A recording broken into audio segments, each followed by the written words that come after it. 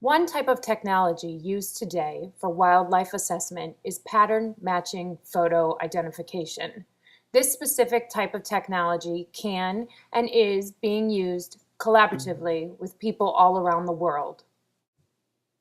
There was a need in the scientific community to support biological data collection. So in 2002, Wildbook, previously known as the Shepherd Project, set out to create a reusable World Wide Web-based catalog.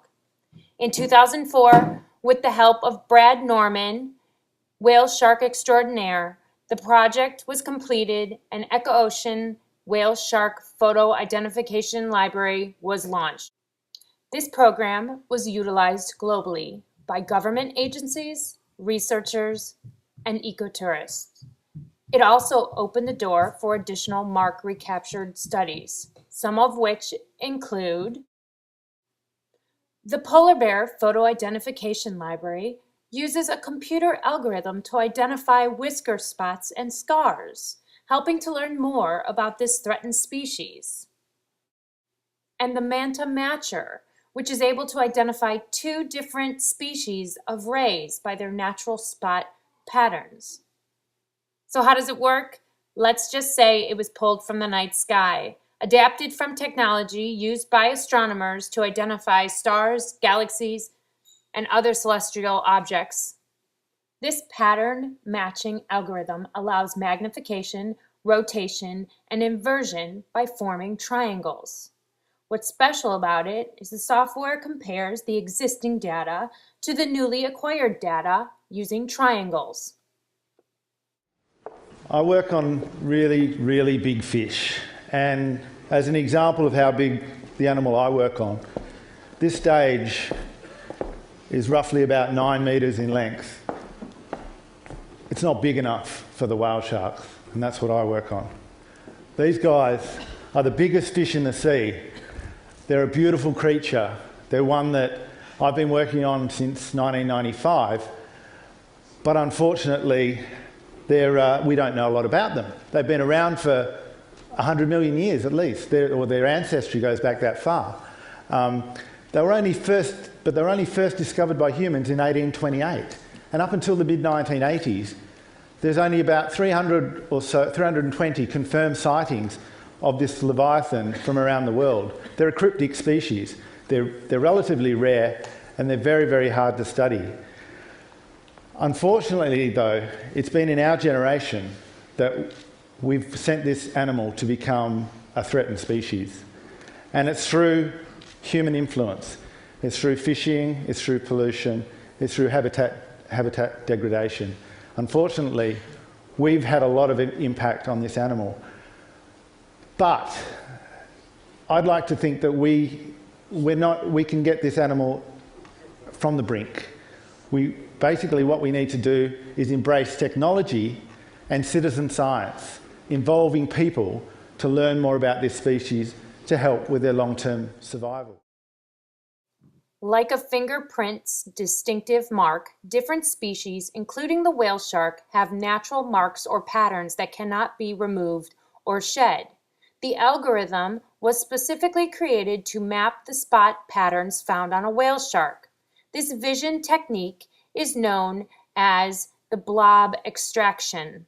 It measures the location and dimension of white spot placement on the darker skin.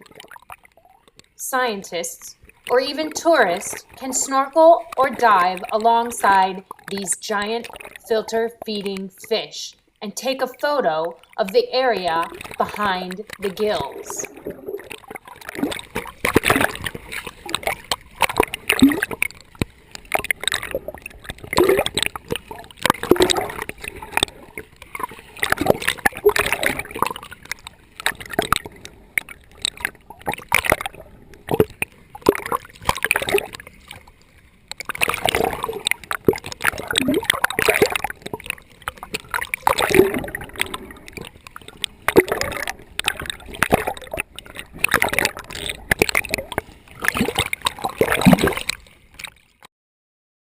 Then, the photos can be uploaded to the website where it will be compared to previously uploaded whale shark encounters.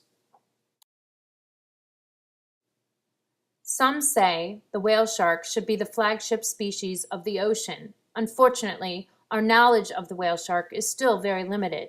Highly migratory, the whale shark is known to swim great distances to feed, which, by monitoring movement, we can get a good indication of the ocean's health. With recent growth in the ecotourism industry, people are encouraged to become part of the research collecting team by submitting pictures of their own encounters. Brad Norman states, "This gives people a direct stake in the whale shark stewardship." As you can see, the number of sightings being submitted has gone up drastically. It's worked so well that the first shark I ever swam with, Stumpy, A001, I swam with him in 1995. I swam with him, it was like a bus coming towards me. It was amazing. I took a photo. It's the first photo in our library. He's now been seen on 62 different occasions by 32 different people, and we've actually got him in the library. It's brilliant. It provides us with the opportunity, this system, to engage people, members of the public, teach them about our environment and the species that we need to protect. Besides being non-invasive and a natural way of tagging an animal, it also benefits us because it takes science out of the lab and puts it in the hands of the public. It allows the public to become active in conservation, while improving our understandings of individuals and population, building a global picture of abundance, health, and movement patterns. And frankly, anyone with a camera can participate. And it works brilliantly. We've been able to identify thousands and thousands of sharks from around the world. And it's because members of the public have participated. As I said, this is swimming with whale sharks. They're a filter feeder, they're friendly, they're not dangerous, we can all do it. But we need to learn more about them, and people can be shark researchers. We've set up a website where anybody from around the world can send a photo in of the shark they see. It's worked brilliantly. We've got people as far away as Mozambique, to India, to Mexico, to the Galapagos. People are sending in photos. They're helping us to map the movements of whale sharks around the world.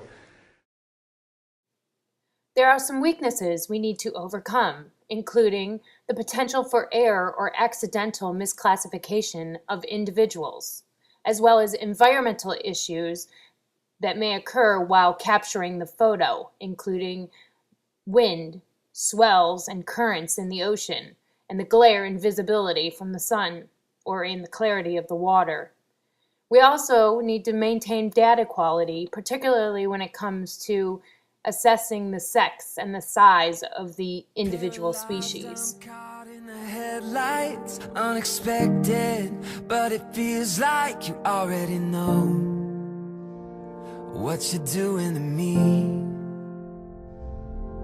You're hidden, I'm addicted, couldn't quit you if I wanted, but I don't ever wanna turn away. One look and I'm frozen, and I lose track of time. When you move in slow motion, and I can't close my eyes, taking all of my attention, but I don't want you to stop it. Oh, you keep me watching. You keep me watching.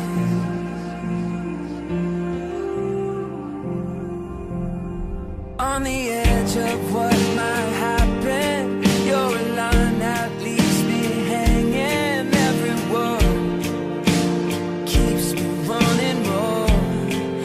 Yeah, only you keep me lost in the fire.